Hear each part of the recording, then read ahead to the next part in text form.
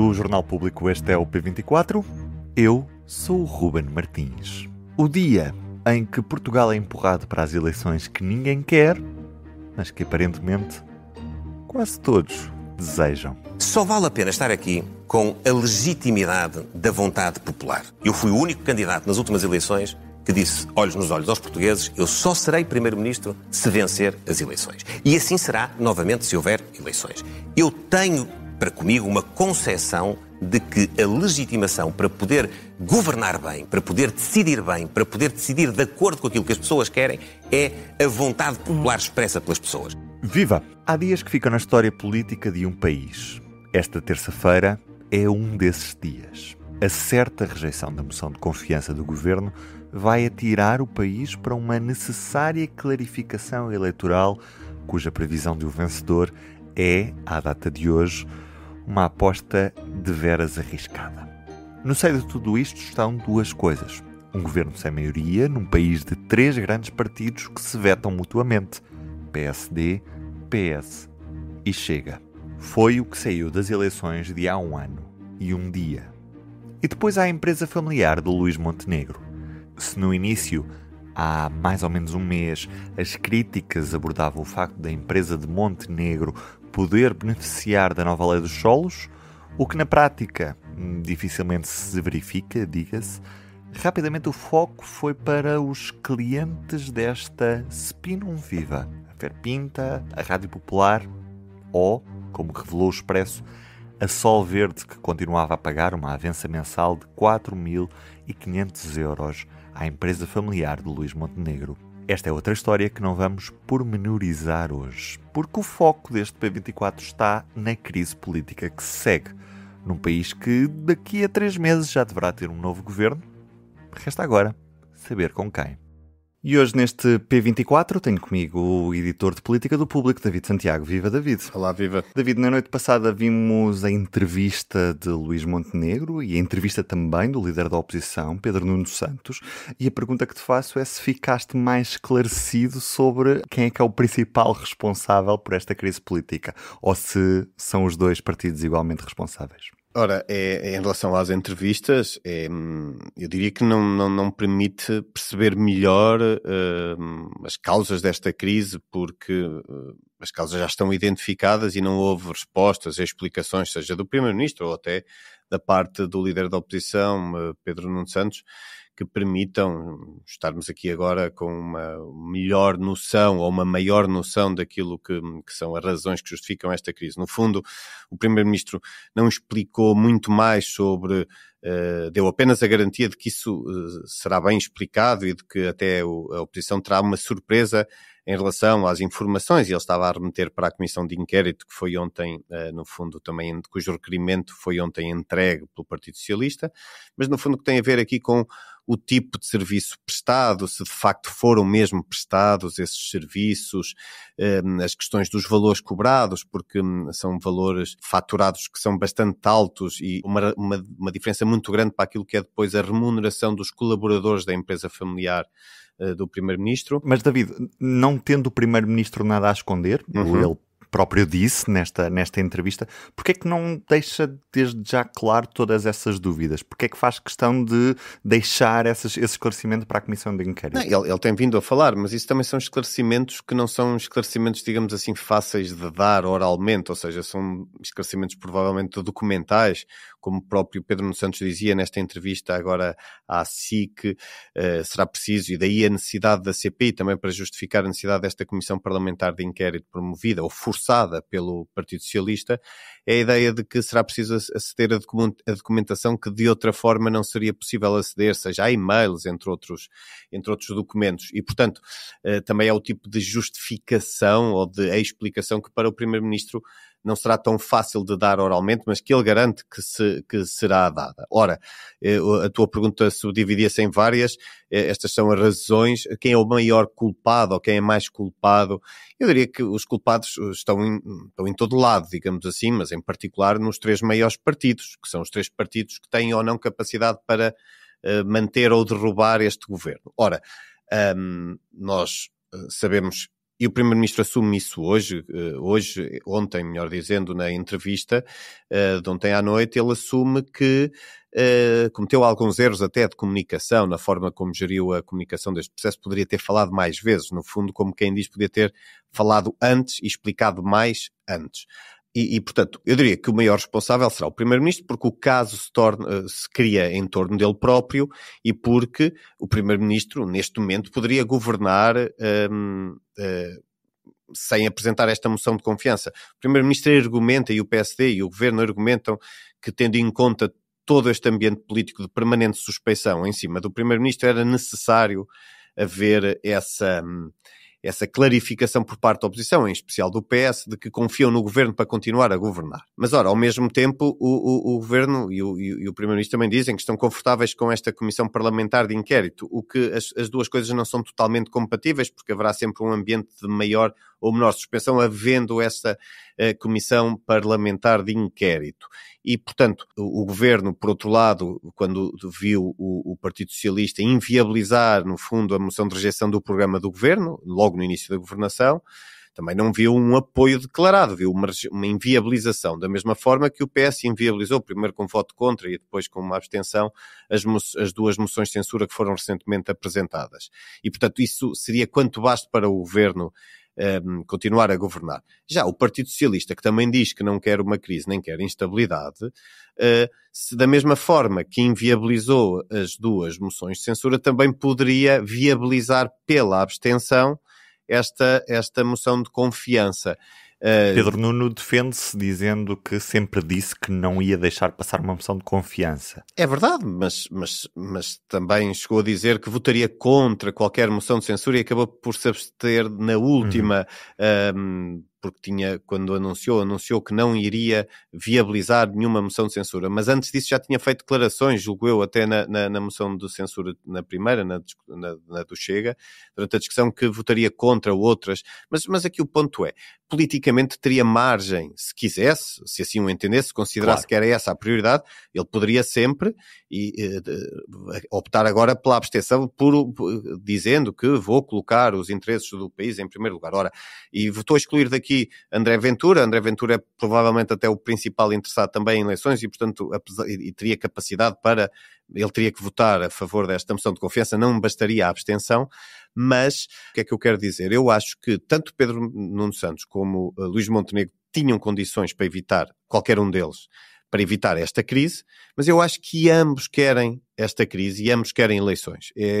Ao fim destes dias, e obviamente isto é uma leitura que eu faço e que poderei estar a tirar completamente ao lado, mas a minha convicção é essa. Porque a questão aqui é, o Partido Socialista ia começar uns Estados Gerais, ainda não estava preparado para eleições nesta fase, o programa ainda não existia, não era palpável, e o Primeiro-Ministro, a Aliança Democrática, também pode, de certa maneira, ser fragilizada pelo facto de ter o Primeiro-Ministro no centro de um furacão mediático. O que te pergunto é quem é que tem a ganhar no meio deste cenário. Quem tem a ganhar, vamos ter que esperar pelos resultados. Eu diria que há margem para ambos terem a ganhar. É uma questão depois por isso é que ambos querem eleições. E por isso é que eu acho que ambos, neste momento, agora, chegados a este ponto, já querem eleições. Porquê? Começando pelo PS. O PS queria evitar eleições, queria, no fundo, fazer esses Estados Gerais, continuar a preparar o seu caminho para a governação. Tudo apontava, estava mais ou menos escrito nas estrelas, que o próximo orçamento não seria aprovado e, portanto, sempre se acreditou que, uma vez aprovado o orçamento deste ano, a crise política ficaria adiada para o próximo ano, 2026, com eleições, já quando houvesse um Presidente da República com poderes plenos para dissolver a Assembleia. E, portanto, nesse sentido, o PS estava a preparar-se nessa lógica.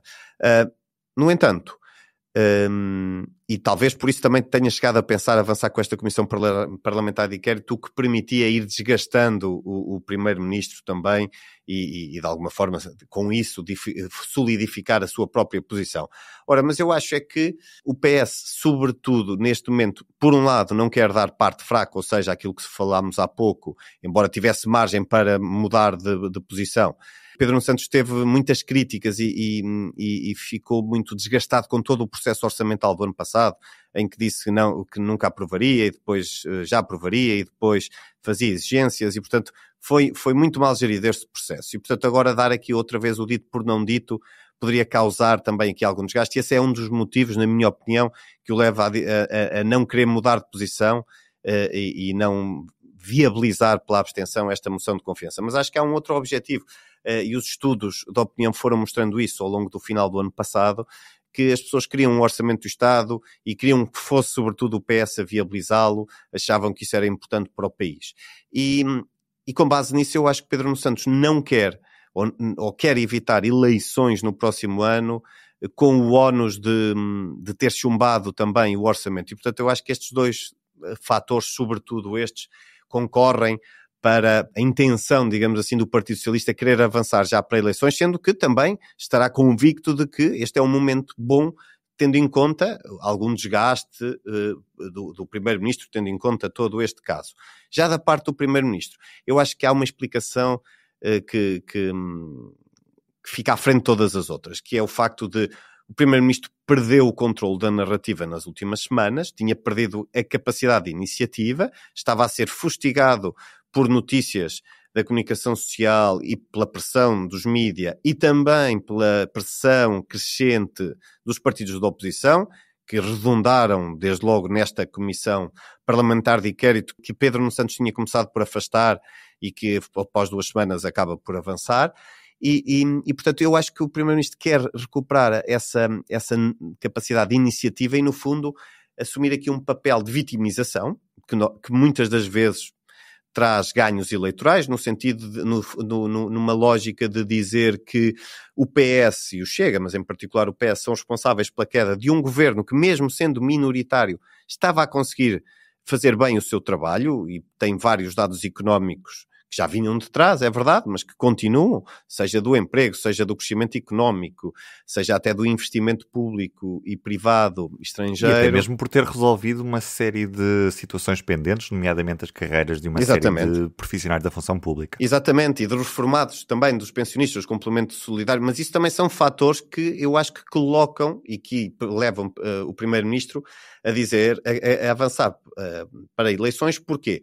Porque tomou medidas que são favoráveis em termos eleitorais, porque agora pode-se vitimizar, recuperando ele a iniciativa que é de dizer, vejam, eles deitaram abaixo e eu quero continuar a governar, deem-me mais votos, deem-me um maior peso no Parlamento para poder ficar menos dependente ou não dependente da oposição e poder governar sem sobressaltos. E, portanto, em vez de ficar a ser desgastado, como se tem dito, cozinhado, enlumbrando, com mais casos ou com mais notícias sobre este caso, eu acho que Luís Montenegro assim recupera para ele, digamos assim, a capacidade de liderar agora um processo em dizer, vamos a eleições, eu quero ir a eleições e vou a eleições, independentemente de ser ou não constituído arguido, como disse nesta entrevista de ontem à noite, porque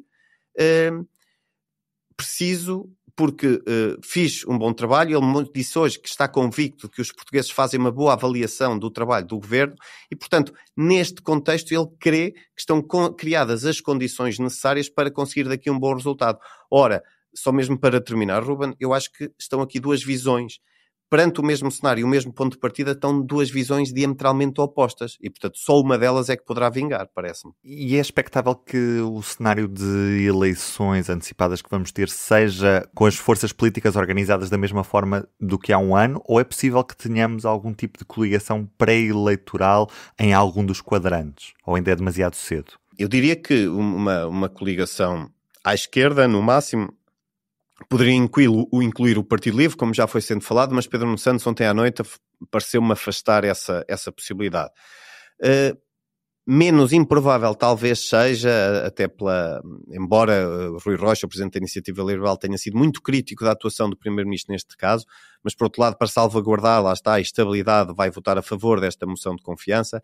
Tem havido até declarações, por exemplo, lembremos que Paulo Portas no domingo à noite sugeria a Aliança Democrática, portanto a coligação pré-eleitoral entre o PSD e o CDS, inclua também a Iniciativa Liberal, e portanto não me parece que seja de excluir essa possibilidade, até porque tem a vantagem de do método onde favorecer essa conjugação de esforços em termos pré-eleitorais e não pós-eleitorais. Portanto, favorece mais se for pré-eleitoral. Portanto, eu acho que neste momento é cedo para dizer. À esquerda parece-me impossível ou muito improvável. Muito à direita não me digo que seja provável, mas acho que é uma hipótese que está em cima da mesa. Corremos o risco de daqui a 2 meses e pouco estarmos aqui a falar, já na sequência das eleições, com um cenário exatamente igual ao que temos hoje, ou seja, um país relativamente ingovernável, com 3 grandes blocos, em que são os 3 incompatíveis. Estamos a falar de AD, PS e Chega. Vai depender muito da dinâmica política dos próximos tempos e desde logo da própria dinâmica de campanha.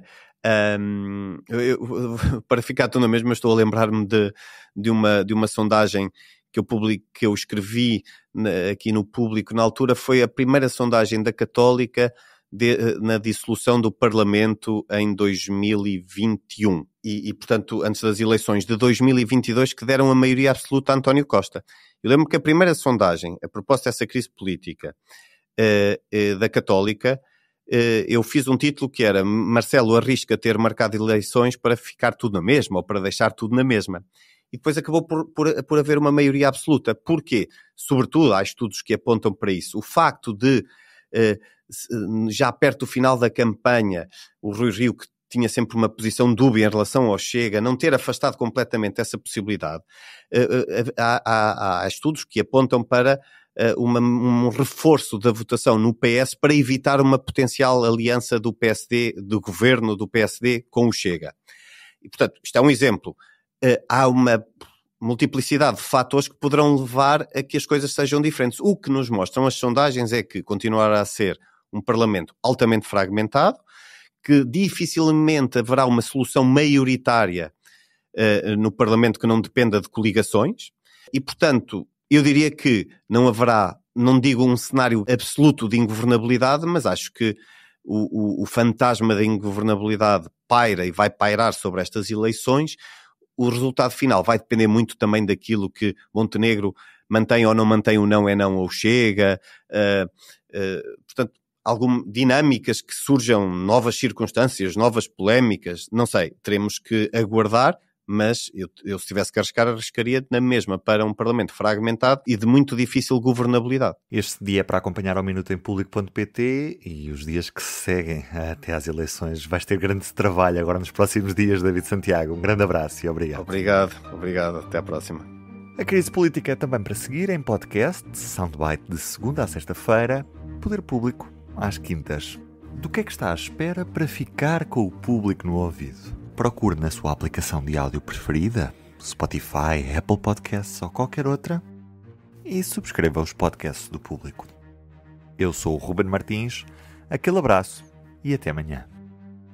O Público fica no ouvido.